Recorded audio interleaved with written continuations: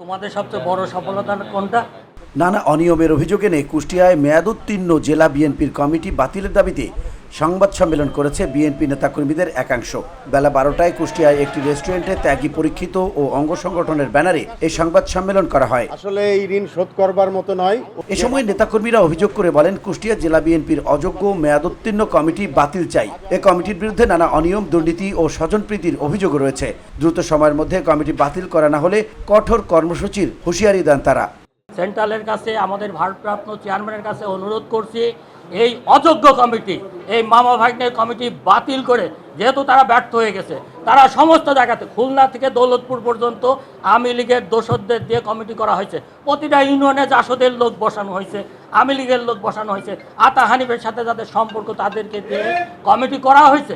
এই কমিটি বাদ দিয়ে ভালো যারা আছে, ত্যাগী যারা আছে, আমাদের দিতে হবে, আমরা চাই না। কিন্তু সমাজে যারা দীর্ঘদিন, এই যে মেহেদি ভাই, সুরাব ভাই জেলা চালাইছে না, সবাইকে এক জায়গায় করে চালাইছে, তাহলে এইরকম গ্রহণযোগ্য? আপনারা মাইনাস পলিটিক্স, প্রথমে আসে মাইনাস করে দিলেন একটা বড় অংশকে, আপনারা কিভাবে চালাবেন? এই কারণে সেন্ট্রালের কাছে, আমাদের চেয়ারম্যানের কাছে আমাদের অনুরোধ, আপনি তদন্ত করে ভালো যারা সবাইকে নিয়ে চলতে পারে, কুষ্টিয়ার মানুষের মঙ্গলের জন্য যারা কাজ করে, তাদেরকে দিয়ে একটা সুন্দর কমিটি উপহার দেন, আমরা তাদের সাথে কাজ করবো ইনশাল্লাহ।